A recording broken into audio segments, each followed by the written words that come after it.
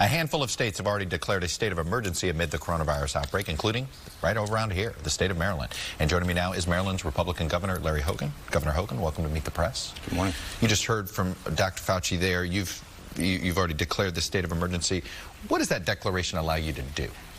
Well, it gives us a great deal of flexibility to try to coordinate with all of our state agencies, all of the local health departments and emergency management agencies, and it allows us to tap into a lot of resources that we couldn't otherwise do.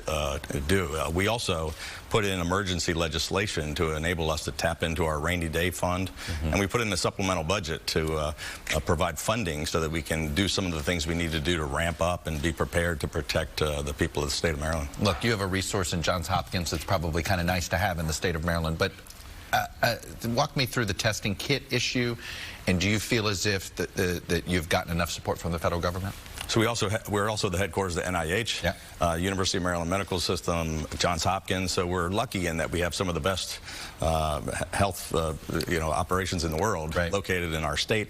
We're right here surrounding the nation's capital. At this point in time, we have the necessary resources. We've got, I think we're about to double the number of test kits we have, but this is obviously an issue that Dr. Fauci talked about, that we've been hearing a lot about. Ramping this up as this crisis escalates is a concern, I think, among all the governors. You heard him say that he doesn't sound like as if containment's going to work, that we are probably in a mitigation standpoint, and he seemed to indicate, I gave him every opportunity to sort of give us good news, and he was being very cautious. It tells me that it's likely this community spread is going to get worse.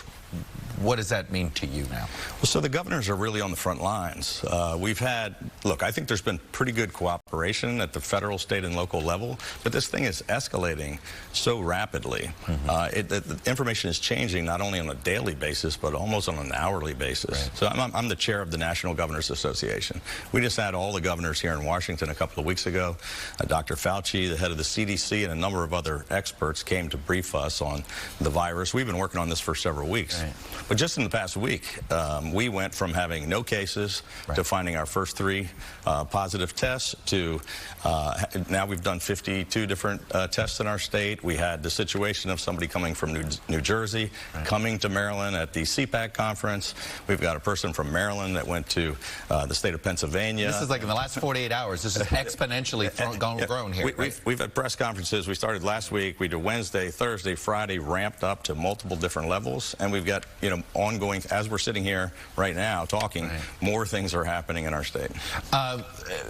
There does seem as if politics is getting in the way of this a little bit. The president even took a shot at a fellow governor of yours on the other side of the aisle. Are you concerned that if it looks like partisanship is being invoked at the top, that it will just devolve? Look, I think it's critically important, particularly in any kind of a crisis.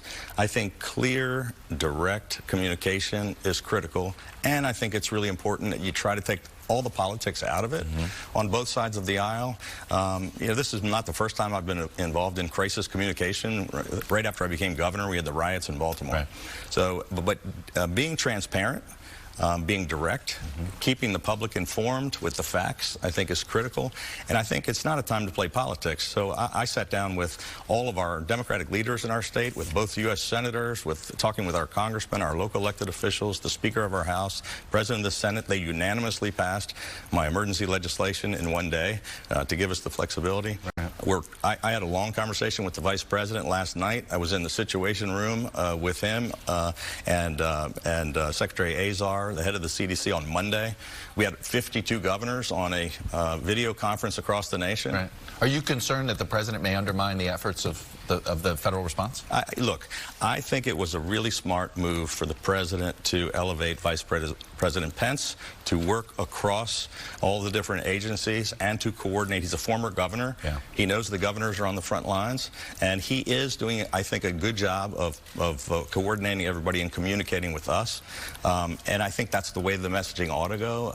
Has the president been perfect in his communication? I would say he hasn't communicated the way I would and the way I might like him to. But I think the rest of the team has been doing a pretty good job. Governor Larry Hogan, Republican of Maryland, I know you got a tough job on your hands. Good luck with it. We're all pulling together on this one. Thank you.